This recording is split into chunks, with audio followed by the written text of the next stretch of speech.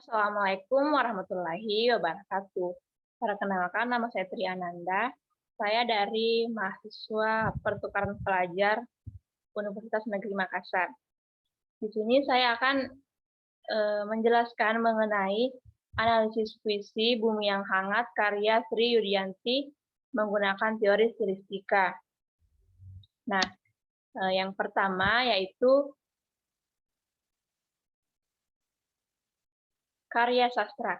Karya sastra merupakan gambaran atau tafsiran mengenai kehidupan yang diekspektasikan oleh pengarang berupa manifestasi dari perasaan, keinginan, ide, pikiran, dan sebagainya.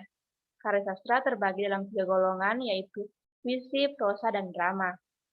Menurut Pradopo, puisi merupakan pernyataan sastra yang paling inti. Berbeda dengan karya sastra lainnya, prosa atau drama, karya sastra berbentuk puisi bersifat konservatif dan intensif. Pengarang tidak mengungkapkan secara terperinci apa yang hendak disampaikan kepada pembaca. Nah, kemudian mengenai teori stilistika yaitu ilmu yang meneliti penggunaan bahasa dan gaya bahasa di dalam karya sastra.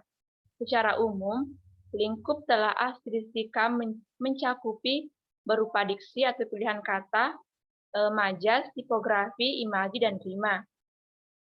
Dalam hal ini, penulis menganalisis buku Biru Kumpulan Puisi karya Sri Yudianti menggunakan teori stilistika. Nah, teori stilistika ini terdiri dari beberapa unsur.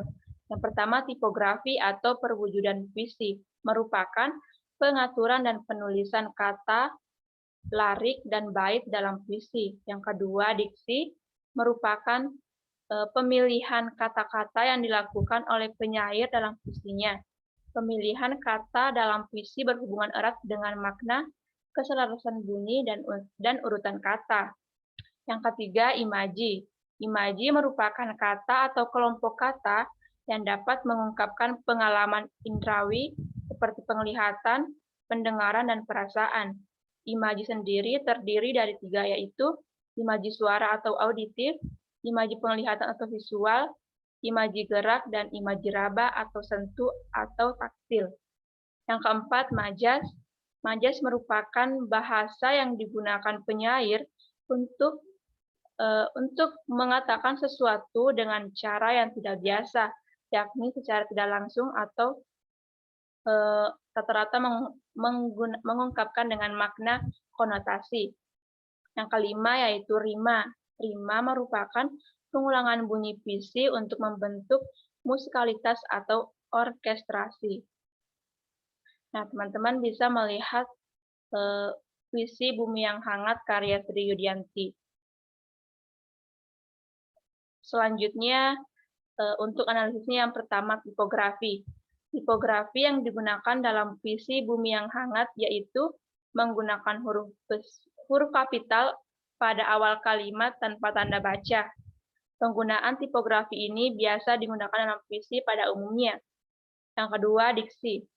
Yang pertama, ketika bumi didekap mentari, maksud kalimat ini yaitu saat matahari menyinari bumi dengan sinarnya.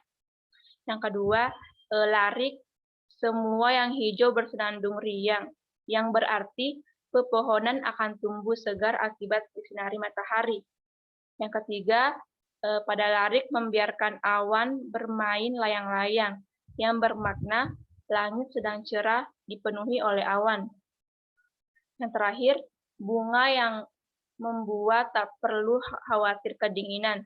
Nah, larik ini bermakna dengan adanya sinar matahari, bunga akan selalu mekar di pagi hari. Selanjutnya ada imaji. Imaji yang pertama, imaji pendengaran atau suara atau auditif. Pada larik, semua yang hijau bersenandung riang. Kata dari bersenandung riang ini merupakan imaji suara karena kita dapat mendengar, maksudnya seseorang dapat mendengar seseorang ketika sedang bersenandung riang. Yang kedua, imaji penglihatan atau visual. Semua yang hijau bersenandung riang. Nah, Di sini ditekankan pada warna hijau yang bisa dilihat oleh indera penglihatan. Yang ketiga, imaji raba atau sentuh atau imaji taktil. Lari kehangatan itu masuk ke sumsum kulit dan dagingnya. Kata kehangatan tentunya bisa dirasakan oleh seseorang, yakni bisa panas atau bisa dingin. Yang keempat, imaji gerak. Imaji gerak ini pada larik membiarkan awan bermain layang-layang. Sebagaimana kata bermain merupakan kata kerja yang menunjukkan aksi. Kemudian untuk majas, terdapat majas hiperbola. Nah, majas hiperbola ini majas yang melebih-lebihkan sesuatu. Contohnya yaitu pada larik, kehangatan itu masuk ke sumsum dan dagingnya. Yang kedua, majas personifikasi. Majas ini merupakan majas atau gaya bahasa yang mengungkapkan benda mati seolah-olah hidup. Contohnya itu pada larik ketika bumi di dekat mentari. Yang kedua, membiarkan awan bermain layang-layang. Yang ketiga, menghidupi setiap kata dan doa. Dan yang terakhir, bunga yang membuat tak perlu khawatir kedinginan. Kemudian, majas alegori.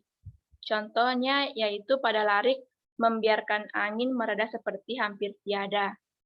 Dan terakhir, majas repetisi. Contohnya pada larik tak menghalangi, tak dihalangi. Selanjutnya, rima.